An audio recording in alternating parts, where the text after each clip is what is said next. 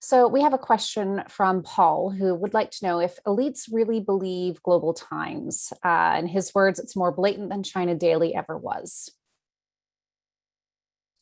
That's an interesting question, Kay. I think that, when asked to compare China's broader public diplomacy efforts, and that includes the international broadcasting of its state-run media, one of the things that people say that is noticeable about China is the ability to have this uniformity and centralization of a common narrative and message across all of its different tools.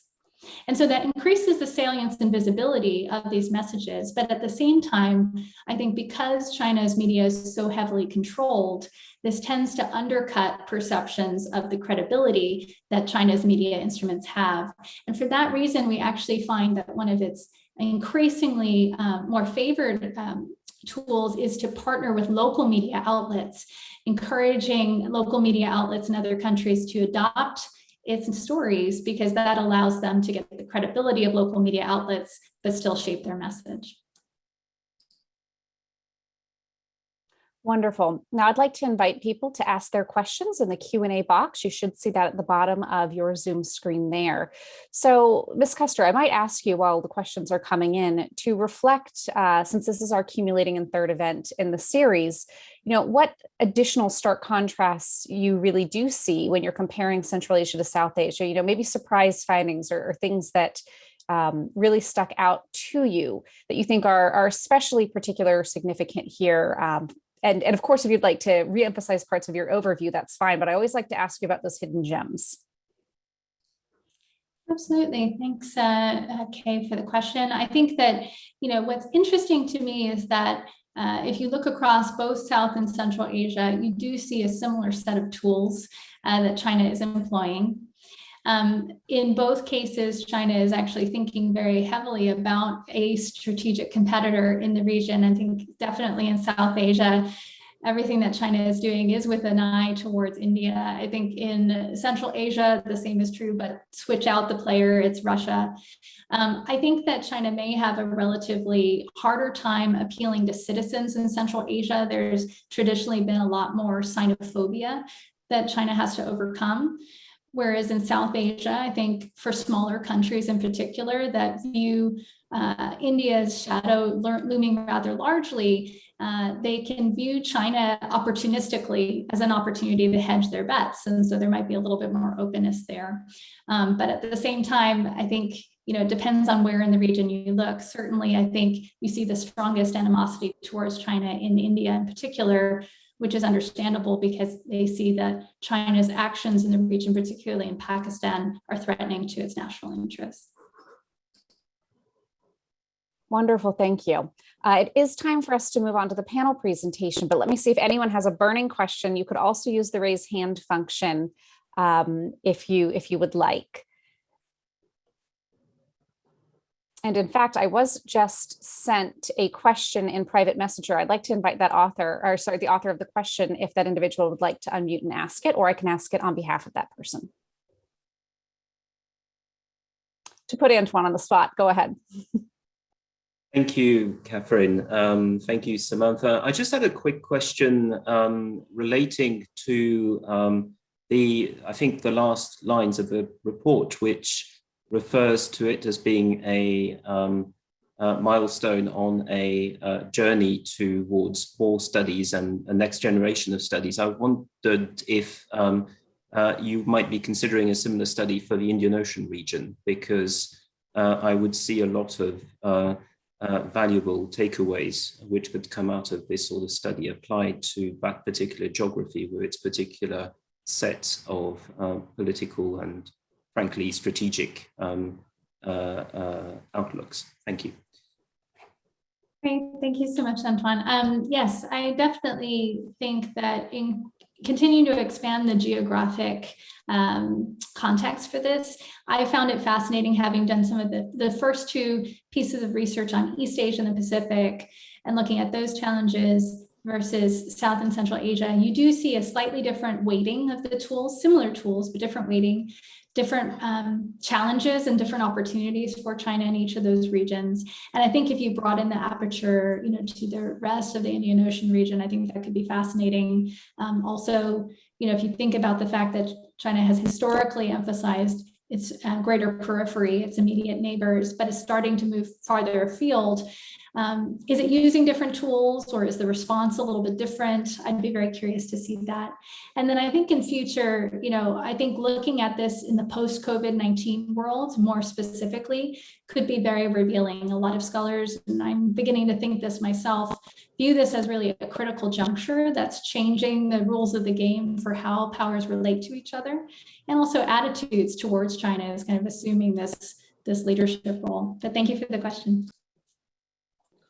Wonderful. Thank you, Ms. Custer. It's now time to transition to our panel. And it's my absolute honor to introduce our moderator, Ms. Barkha Dutt, Emmy-nominated reporter, Washington columnist, founding Editor-Mojo and We the Women, TV host, author, and I could go on and on. It's a real honor to have you with us here today. The floor is yours.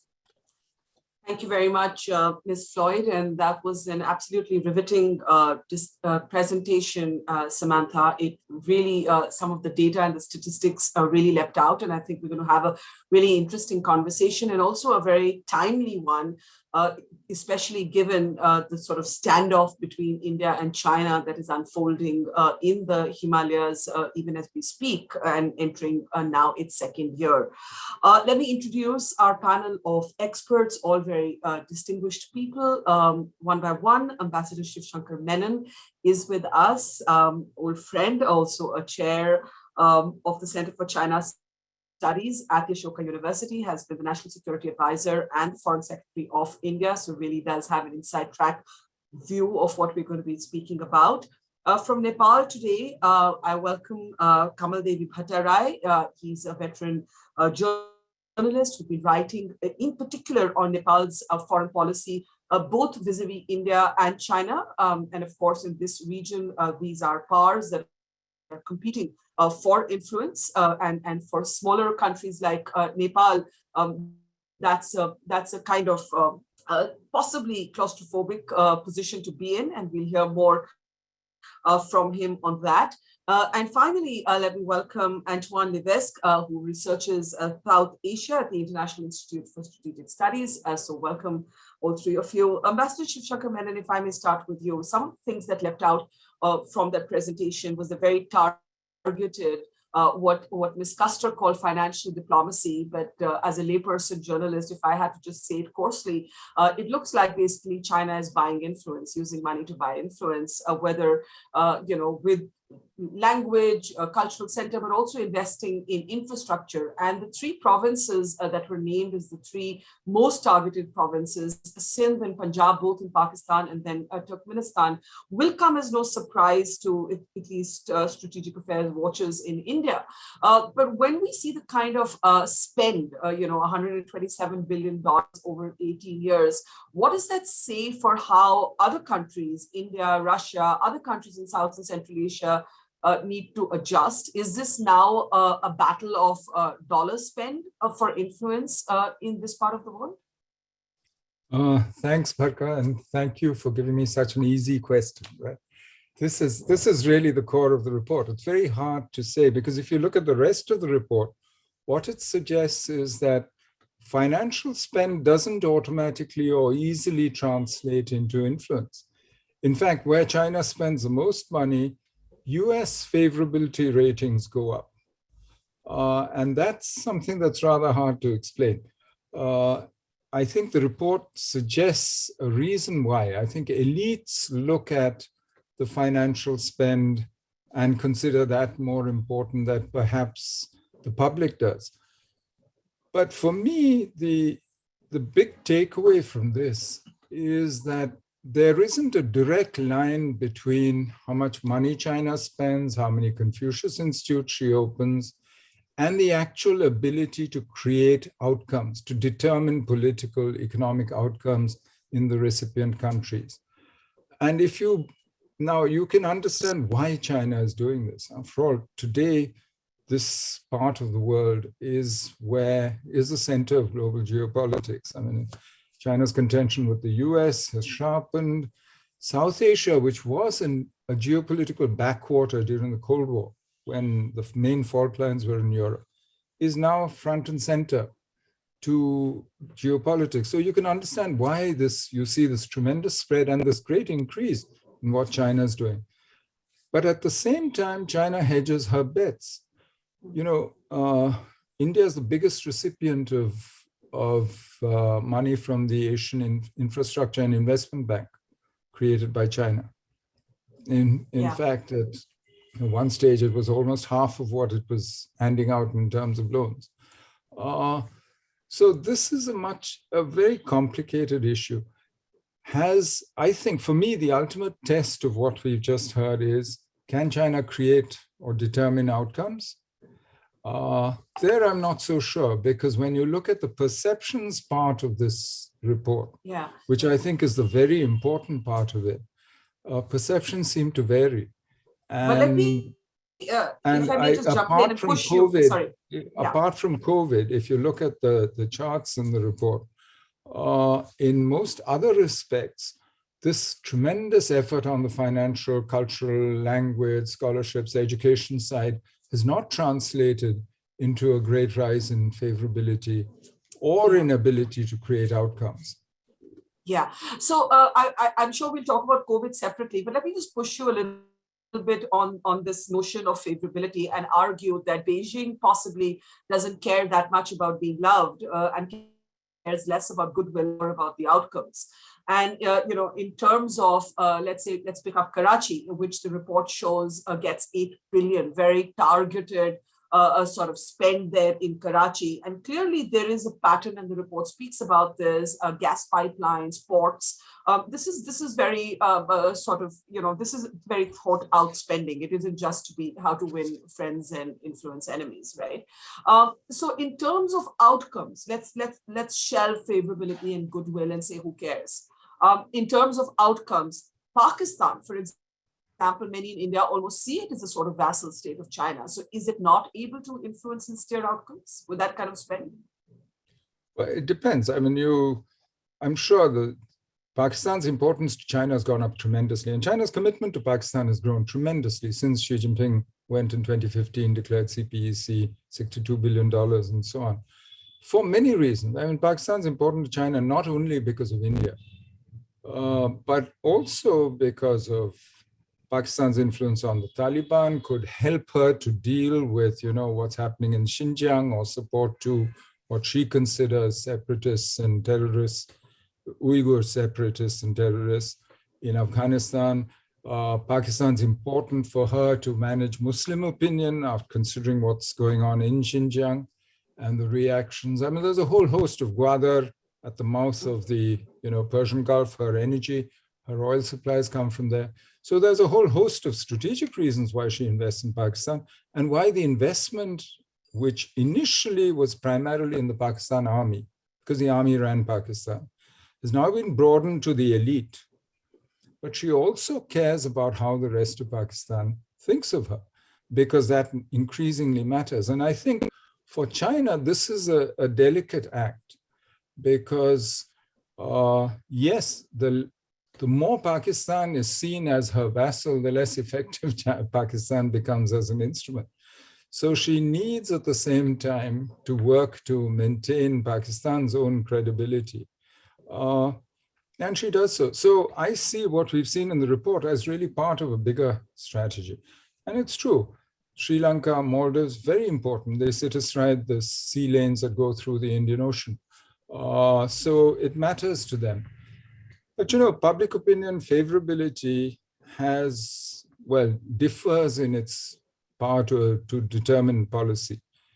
I mean, in India, it matters. It's a democracy. Pakistan matters much less. Sri Lanka, it matters. I mean, governments come and go, and therefore, you'll notice the nature of the Chinese influence operation or public diplomacy and so on shifts depending on that. Let's see. Yeah. I think we're learning, but for me, the big shift is probably the last 2 years in COVID and this changed world that they now face. And I think there's some rethinking because China's actually spending much less on the Foreign Office, on aid, on BRI in the last 2 years than she was before. So we do have two new X factors, COVID as well as the Taliban in Afghanistan, and also the American sort of pullback from that region. And I'll keep that for the next round of questions. Let me just go to Kamal Dev Bhattarai, who's in Kathmandu this evening, and ask you what the perspective is, from a country like Nepal, which has had its run-ins with my country, India, but China again targeted spending, influence. How does the citizen of Nepal, if you can generalize, and since we are talking about favorability, look at China in your estimation? Yes. Thank you very much for inviting me. The report is very comprehensive and it is very detailed, and I really appreciate the hard working of this team. When it comes to favorable or public opinion in Nepal, that the report has also mentioned that the basically public opinion is in favor of China. Largely media, politicians, industries, large sections of the society favor, or they favor the China. They want that they think that China could be a game changer to Nepal's economy. China can invest a lot, and they think so that. Is it related? Is it related to the spending? Is it related to something else? Is it related to the fact that China is this economic powerhouse? Because I think one of the slides mentioned that favorability was linked to that. Yes, obviously, if you see, as the report also points out, that the China is spending a lot of resources on the scholarship. If you see, many youths who have studied in China are doing work in the Kathmandu, they are writing more positive and they are writing favorable opinions. You can see that the Nepali ambassador who have been posted at Beijing, almost all former ambassadors write very favorable opinion about the China. If you see the media reports, you can hardly see any critical news regarding the regarding China in Nepal. Even you can see that there has not been even any discussions regarding BRI. It has been 5 years since Nepal signed the BRI, but there has not been any public discussions on the BRI. And how do you explain this? What is the reason? And if you were to look at other countries, India, which is familiar, there's a lot of cultural and linguistic commonality. Other countries like Russia, how does that very favorable opinion contrast with perceptions about other nations of the region? Yes, there are a couple of factors. I think that China has been able to manage politicians in Nepal. If you see the politicians, that they hardly take any critical view or any unpleasant views. They see and the politicians who just speak about the positive things regarding the China. If the top politicians speak about the they speak positive things regarding the China, obviously it impacts their cadres. And if you see the media, it seems that they have managed media in a very best way in their terms, because if you see that the leadership of the media, that could be either owner or that could be the editor. They have so positive attitudes or positive opinion regarding the China. And if you don't see any critical or other views than the positive in the public discourse, then obviously people have positive opinion on China. Okay, it's quite interesting because from your perspective, China has achieved to that degree its outcomes in Nepal, but has it really? We'll break that down in a few moments from now. Let me go to Antoine now. The Quad was created as a kind of counter to China's rising influence or aspiration at rising influence in this part of the world. But that's had its own sort of hits and misses, as it were.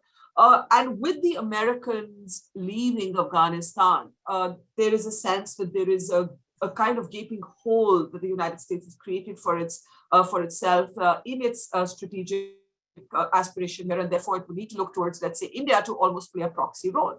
But India's approach to diplomacy is extremely different from China, which takes us back to Ms. Custer's report and the $127 billion and the soft power and the economic power getting integrated.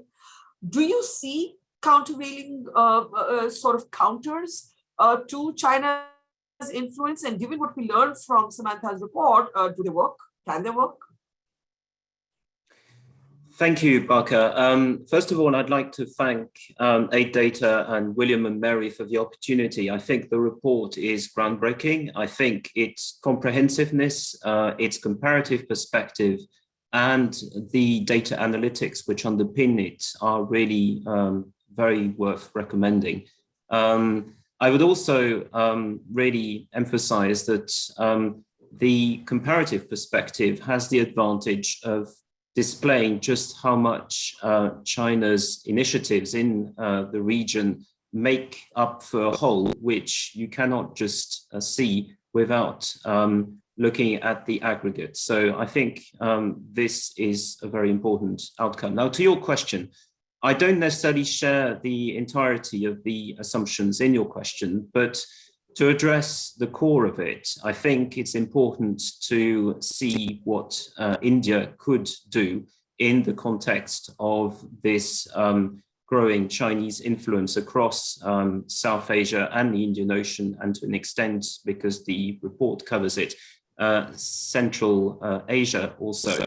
I think the Quad in that perspective and India's membership of it brings a lot of momentum to a coordinated approach between India's own perspective and that of other major nations, not just in Asia, but of course within the West.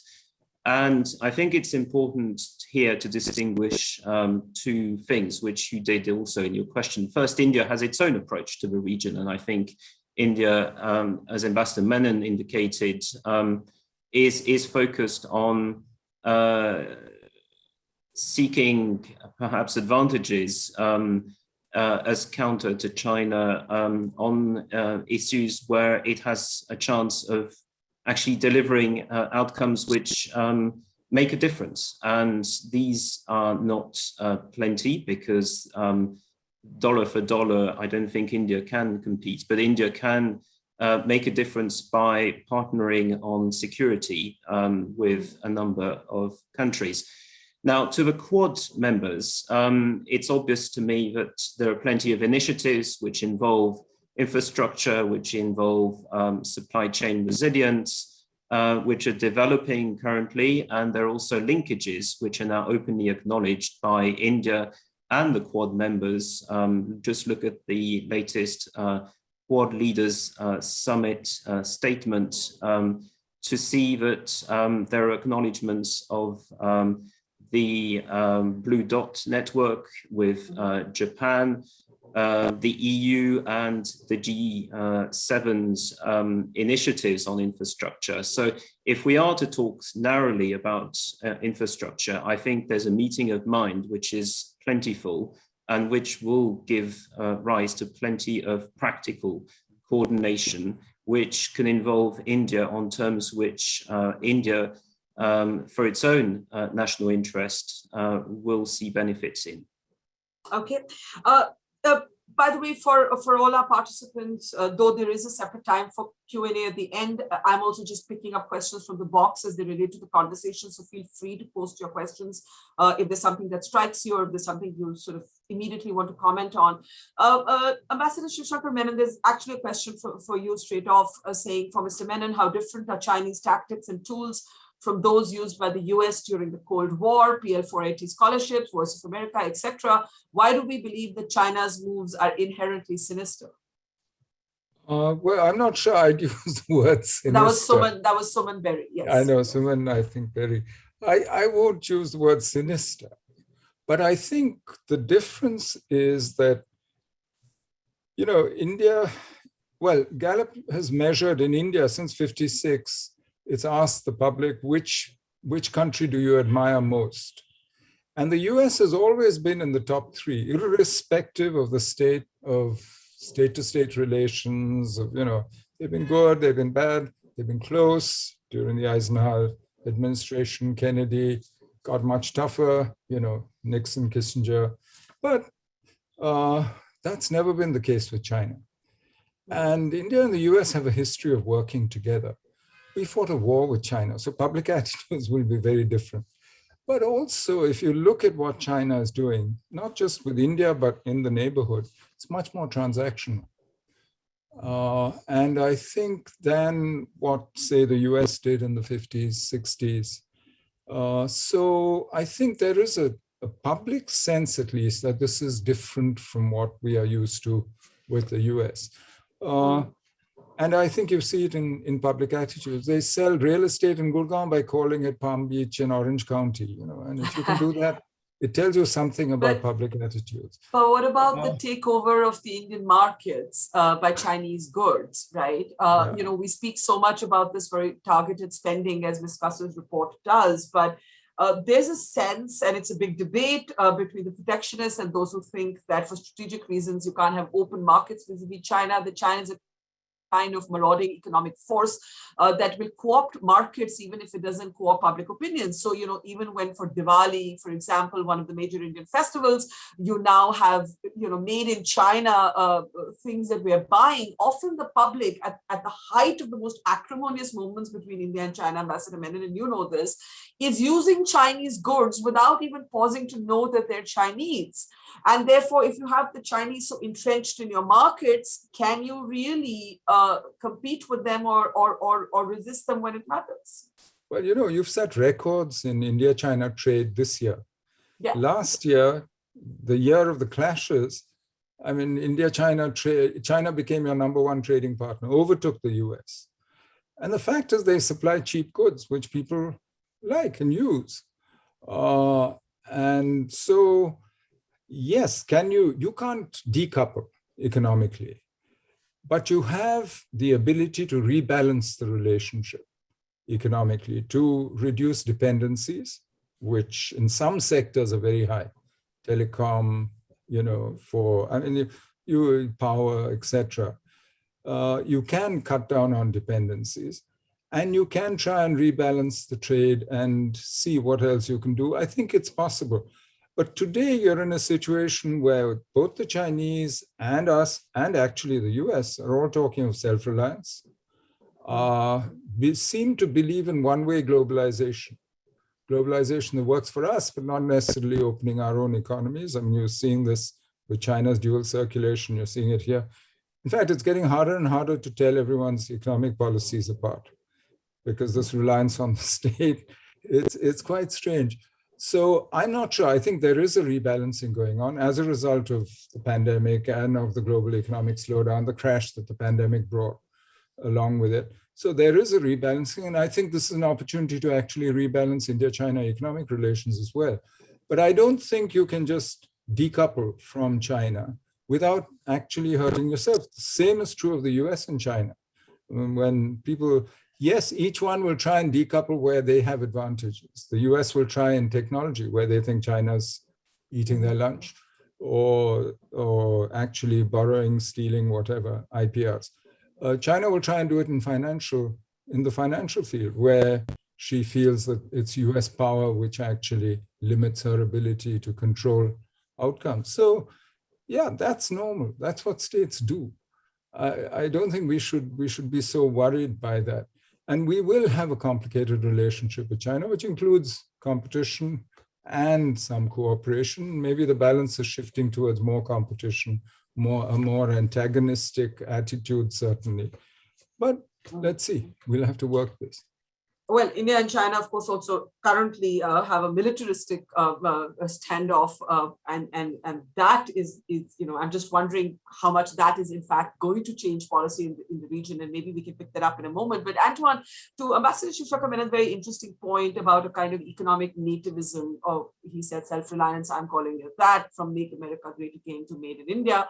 Beyond the sloganeering, do you really see a rebalancing of the global order, of markets, of economic policy, of the instinct to have open markets, is the next phase, given the data we're seeing, and given how much of this report actually tells us about, focuses on the economics of it. Do you see the next phase being a kind of trade war between the great powers?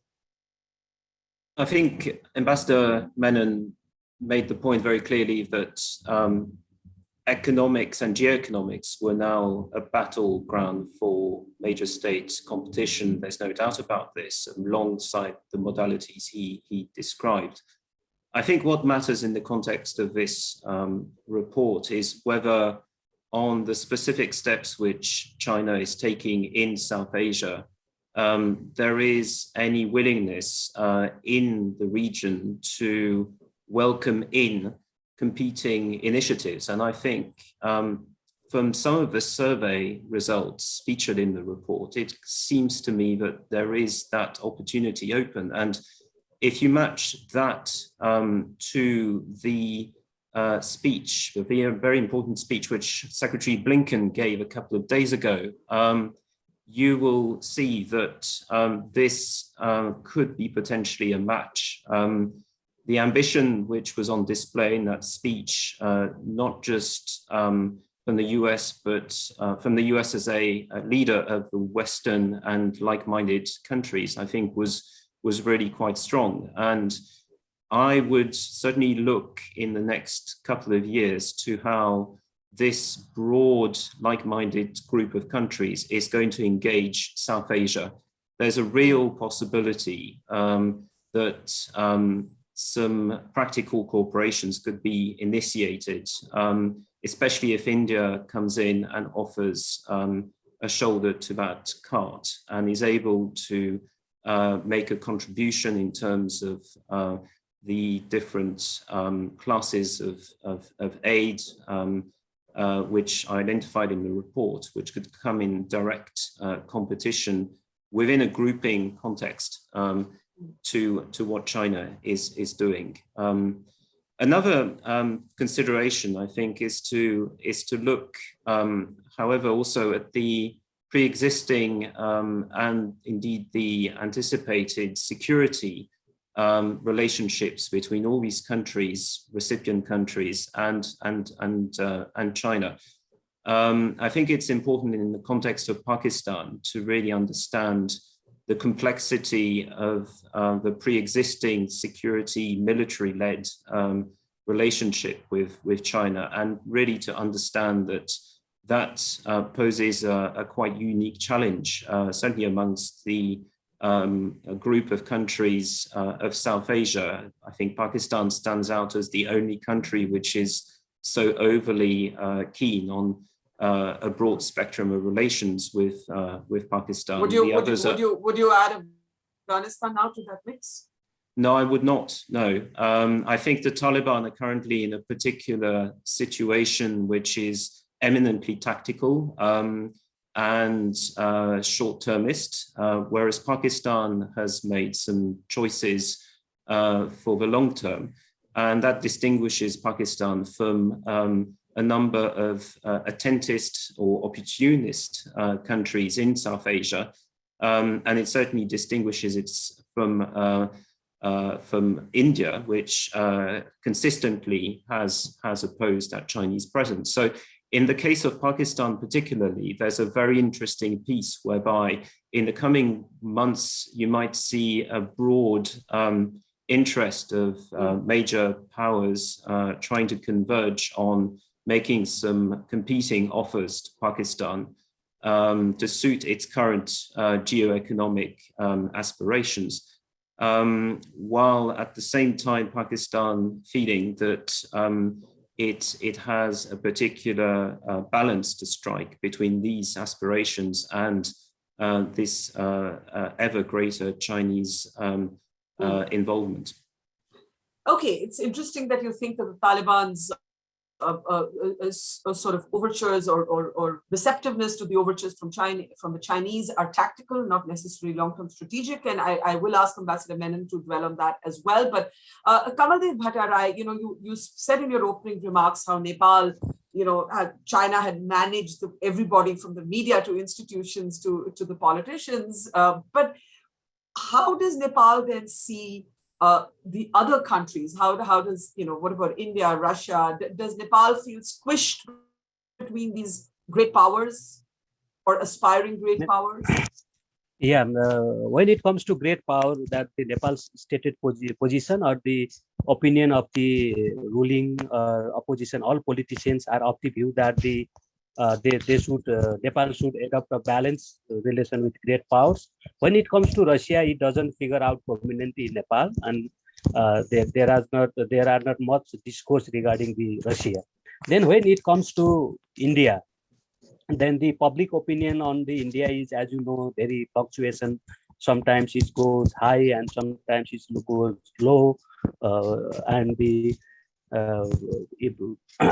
regarding the India, that this is more about the reactive instead of the systematic or the other things. Then the people react on the basis of certain incidents that happen somewhere, and the such type of things. Still, Nepali people think India as a major development partner, and all people know that the Nepal is heavily dependent on India for the trade, supply, and everything.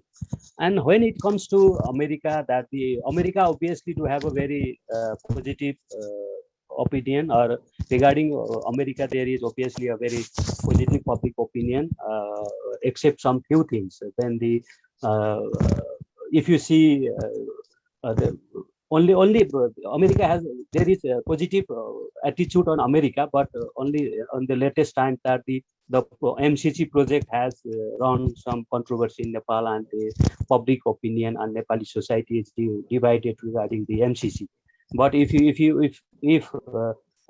exclude the MCC or some specific project, then with America, then the Nepal has a very positive attitude, and the Nepal thinks that the Nepal's the policymakers believe that the Nepal should not engage in the great power competitions, and it should not engage in the great power rivalry. Instead, it should focus on the economic development. If you see that the Nepal has a view that the Nepal should also get benefit from the BRI, Nepal should also get benefit from the MCC and other American projects. Similarly, that the Nepal should get economic benefits from the India in sum up, I can say that now the number one priority of the Nepali politicians and Nepali government is to bring more and more investment, more and more assistance in order to kickstart the journey of the economic prosperity. So in conclusion, I can say that our main focus at this point of time is that stay away from the great power competitions and rivalry, and just focus on the economic development. As you also said that when there was conflict between the India and China last year, and the Doklam in 2017, Nepal maintained a very neutral and balanced positions. So despite division of the public opinion on some specific projects,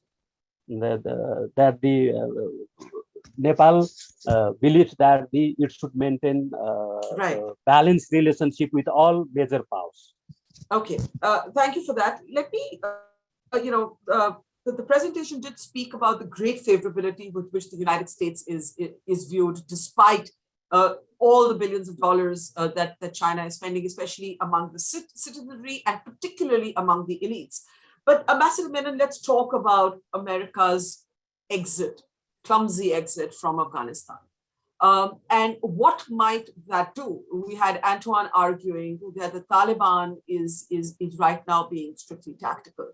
But there are other dynamics that could flow from this. And that dynamic could be that India knows that the US has long fallen back on Pakistan to handle the situation in Afghanistan, even when it knows that Pakistan has patronized all of these terror groups. Now, we may see a situation where, to fill this vacuum, you see the United States falling back on Pakistan yet again to mediate a kind of relationship, as it were, with the Taliban and with other elements in Afghanistan.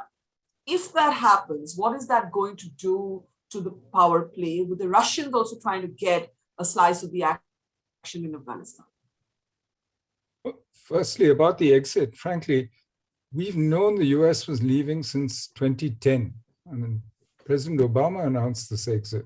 So I'm a bit surprised by this world suddenly acting so surprised. Oh, the Americans have upsticked and left. And how could they do this? And I don't see how an exit can be clumsy or not clumsy. An exit is an exit. And the problem maybe here the is assumption not was the not American that when they exit. exited, The the problem Taliban would be is back. what the Taliban did with that exit. And that's the problem. I mean, let's not confuse ourselves. The issue is not America's exit, which we've known about now for a decade and which has been on the cards for a long time. About the consequences of that, I'm not quite sure where this logic is leading. What would America gain by, and what is she seeking to achieve in Afghanistan by using Pakistan, as you suggest, by working with Pakistan? I'm not sure. I mean, she's left Afghanistan. She doesn't have direct interest there except to prevent what happened before, attacks on the US out of Afghanistan. She has promises for that, but other countries have more immediate interests in preventing Afghanistan become a breeding ground of terrorism and exporting terrorism. And that includes China, Russia, Pakistan as well. Pakistan has their own problem with the TTP. I mean, so for me, frankly, the immediate consequences of that exit, if I were Pakistani, I'd be very worried. Because it's Pakistan being Talibanized, not Afghanistan being Pakistanized, that we need to worry about here.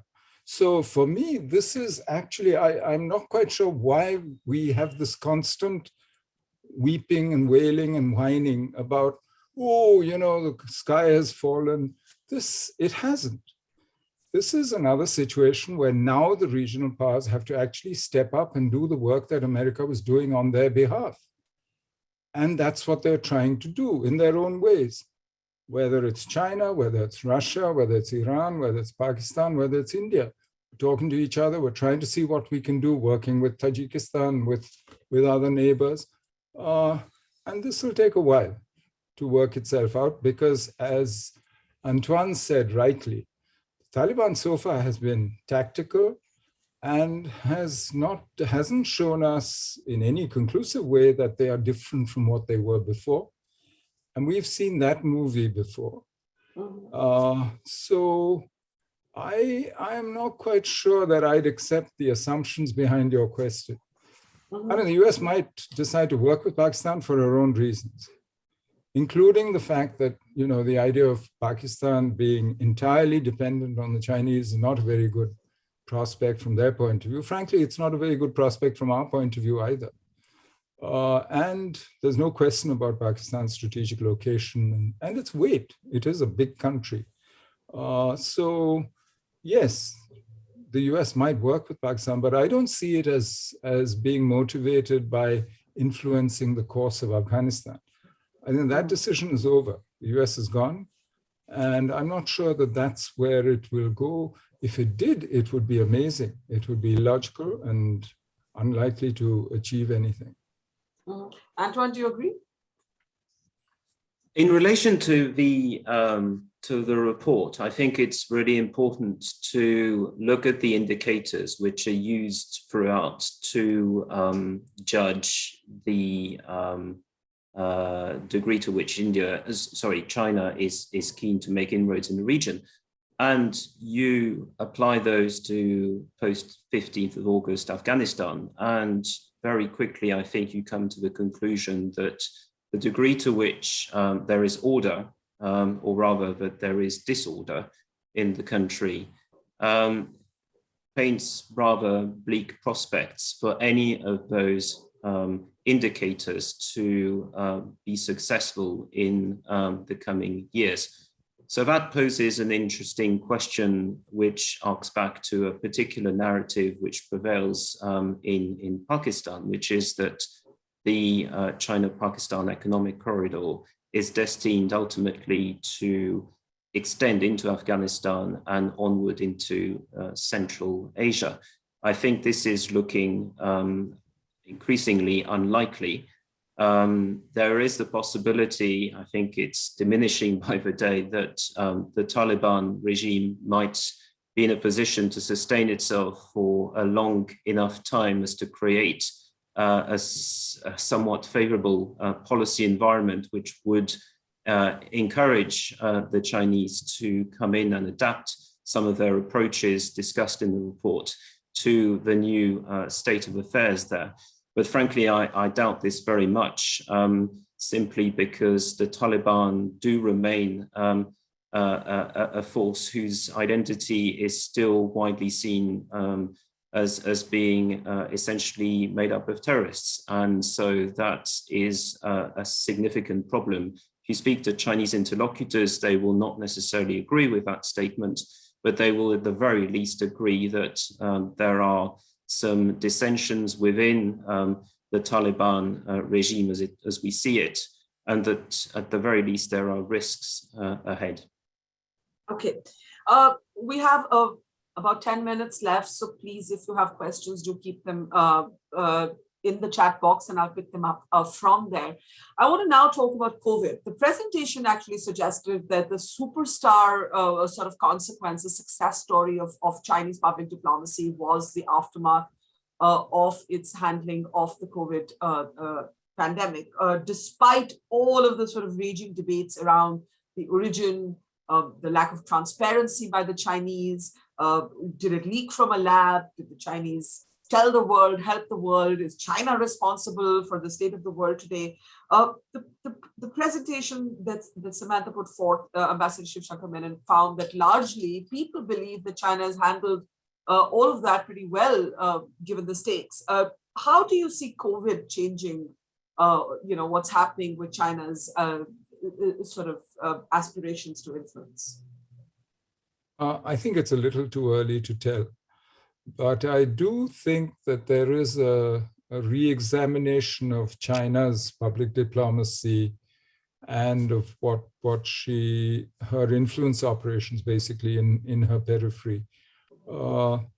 As I said, it seems to me that in the last 2 years, Chinese funding for the Ministry of Foreign Affairs is down, Chinese aid is down, Chinese assistance under BRI is down. Now, you could say this is because the world has closed down and the economy has collapsed, and but there is a fundamental rethink on China's internal economic and other policies as well.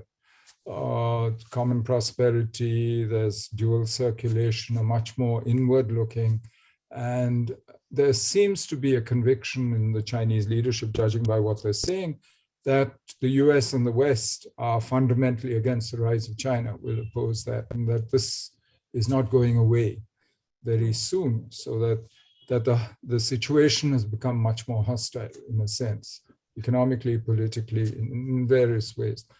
And if that is true, we will probably see a shift in China's public diplomacy and influence operations across the world, because it will have to adjust to this. It's interesting. Zhou Enlai had said to Chinese diplomats, he had a sort of, in the 50s, he used to say, when you go abroad, 10% of the people are for us, about 10% are against us, but then 80% are neither for us nor against us. You should devote 80% of your effort to that 80% and not waste your time. Somewhere along the line, they seem to have forgotten that. And they're concentrating a lot more effort on those who are with them and are much shriller and using a lot of wolf warrior diplomacy, as it were, against those who are against them. And I'm not sure that this balance is working very well, because overall, if you look at China's favorability ratings, quite apart from COVID, and COVID, I think, is not representative of the whole, as you saw from the charts in the report. If you look at it, that balance, I don't think is working very well. So I do think that they will probably, but that's only an opinion right now. We'll have to wait and see before we find out. And I think there was a question at the beginning of the Global Times headlines. I mean, they're very, very shrill, very, very aggressive, very, very in your face. And is that working, not working? How will COVID play out? Mr. Bhattarai, in Nepal, COVID and China, are those two words said together or not at all? Yeah, let me say something, few things regarding the China's public diplomacy in Nepal after COVID-19. Then as you see that even during the pandemic, China is more engaged with Nepal through public diplomacy. Then we have seen that the Chinese foreign ministry is organizing a series of meetings with South Asian countries, including Nepal. That even it has been mentioned at the initial parts of the report that I think there has been at least 4 or 5 meetings by the Chinese foreign ministry with South Asian countries, including Nepal. And the another thing is that we have seen that soon after the soon after the vaccination was inaugurated, that we saw that India obviously became the first responder, or India was the first country to provide vaccines to its South Asian countries. But after the surge in the case in India, then India stopped all the supply of the vaccines, and the China filled the void, and the China provided a lot of vaccines to the South Asian countries, including Nepal. And you can see that now South Asian countries are using more vaccines, more Chinese vaccines than the vaccines of the India or America.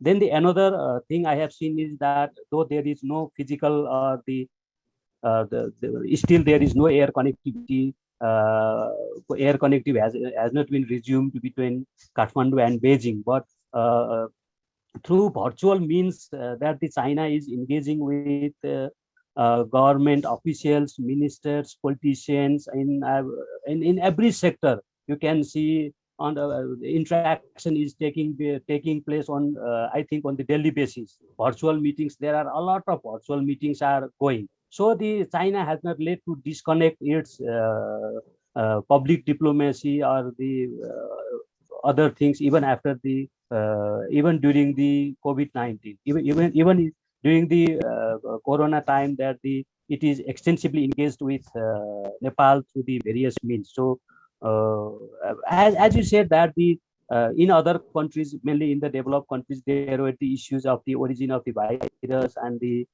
China's handling of the COVID. But this issue, there are not any public discussion in Nepal regarding these issues. Then what has been discussed is that China is with us, China is providing medical equipment, China is providing vaccines, and you cannot see any debate and discussions regarding the handling or origin of the virus, or it seems that the international debate or discourse has not arrived in Kathmandu. Then it is only about the health. Thank you for that. And I think every country will, of course, be guided by its own self-interest in their responses instead of absolute sort of moral principles on this. Antoine, on COVID, I think Ambassador Menon is correct. We simply don't know. And that's why I found it so interesting that that Samantha's report actually, it was on the top of the list of public diplomacy successes. And in some ways, perhaps it is, because, what is the cost for China? So far, not much.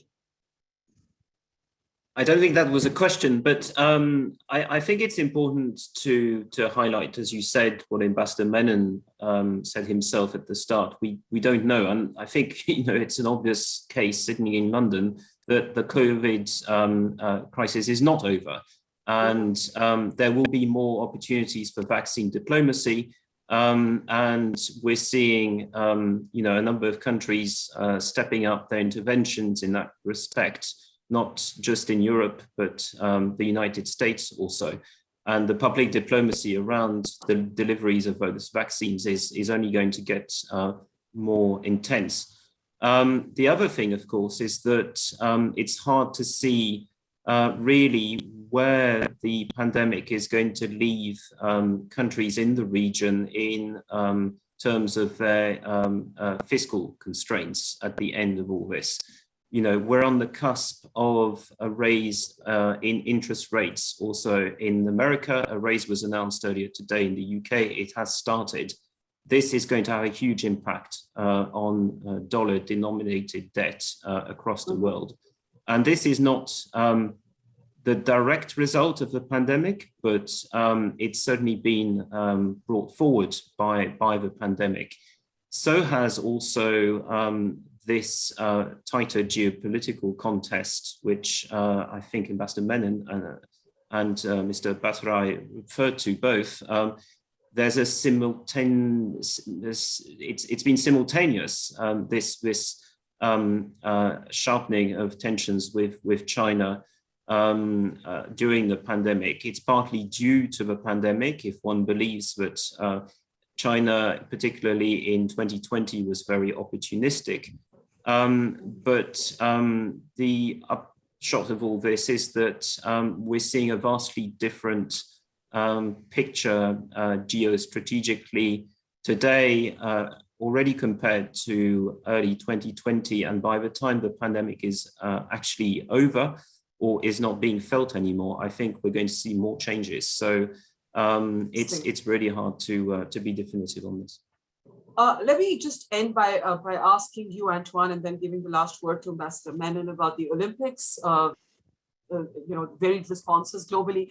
India, despite being in a military standoff with the Chinese, is not joining, for example, the US diplomatic boycott of the games. How do you see that playing out? And different countries obviously guided by different impulses. There's some feeling more the need to balance despite confrontation. India is a key example. I think countries are putting their own national interests first in responding to this de facto wave of political boycotts of the Olympics. We're seeing some degree of coordination, I think, but ultimately it is down to individual countries, and some of them are justifying their positions, others are not. And this fits into different countries' outlooks in terms of diplomacy and face-keeping and face-saving with China. I wouldn't want to second guess what India is doing. I would just note, for instance, that in 2023, there is a G20 summit, which India will be hosting, and that President Xi will be invited to this. Ambassador Menon, let me give you the last word on that, on the Olympics, and if you can I get a few seconds?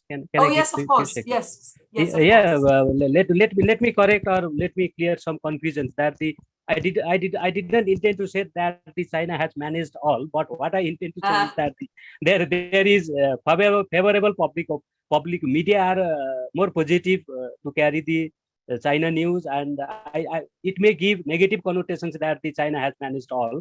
I didn't say that. What I said is that large sections of the politicians, larger sections of the civil society, media have a very favorable opinion on China.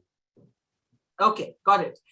Sorry, Ambassador Menon, I was just giving you the last word, picking up from also what Antoine said about the Olympics, but also if you had anything, any of the sort of data points from the report that we have failed to cover in this conversation as we close. Well, I think on the Olympics, frankly, India and China have enough issues. We don't need another one. And I think that's probably one reason why, we took the stand we did. In any case, I'm not sure mixing sport with politics, even though we don't play cricket with Pakistan. And that's not, so that's a complicated area. But there is one thing I want to stress, that the report makes it very clear that elites have very different attitudes to what China is doing from what citizens do. And I find that fascinating because for me, that suggests actually, let's see what a state-centered system like China makes of that and then does it. I wish we knew the Chinese reaction to the report, but maybe we just have to wait a while and then see what they say. Yeah. But maybe what they will do instead is to change what they do rather than say very much. Let's see. Yeah. Well, it has been a fascinating, really a groundbreaking report, and so much material there. I think we need time to process all of it. Thank you, Ambassador Menon, Mr. Antoine Levesque, and Mr. Kamaldev Bhattarai, and thank you, Ms. Custer, for your work and your team's work. And I'll hand it back now to Ms. Floyd. Thank you so much. Wonderful. Thank you so much. We're really pleased that everyone was able to join us today for the release of Corridors of Power, how Beijing uses economic, social, and network ties to exert influence along the Silk Road, and of course, this distinguished panel on South Asia. Thank you very much to all of our speakers, our moderator, and our participants that joined us online.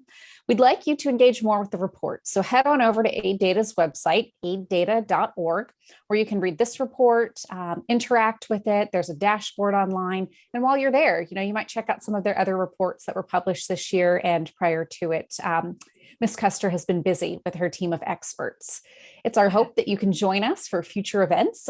Please drop us a note if you have ideas on how to engage in the future, or perhaps additional angles that we should be considering, or maybe you have an idea for collaboration. William & Mary, being an international university, would love to follow up on those points.